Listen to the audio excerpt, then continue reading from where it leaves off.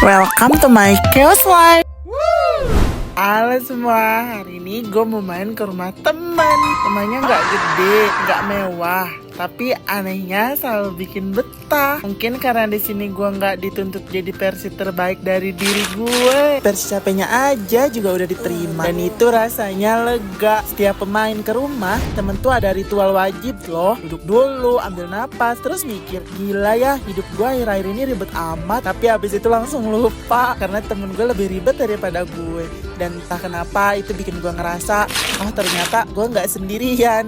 Minum seadanya aja, teh manis yang manisnya kebanyakan gula, dan kopi yang pahitnya kebanyakan drama. Ngemil bareng sambil ngobrol hal random itu, dari mulai hal receh sampai topik berat yang biasanya cuma kepikiran pas sendirian sebelum tidur. Lucunya kita sering banget ngerencanain hidup dengan serius, tapi eksekusinya setengah niat. Ngomongin target setinggi langit, padahal bangunnya siang. Bilang mau berubah, tapi besoknya ngulang kebiasaan lama. Dan kita ketawa bareng sambil bilang, ya udahlah pelan-pelan aja, hidup kan bukan lomba lari. Padahal kadang rasanya kayak lomba maraton tanpa garis finish. Ketawa bareng temen itu candu ya. Bisa ketawa karena hal bodoh, bisa ketawa karena hal saling ngeledek, bisa juga ketawa karena sama-sama capek.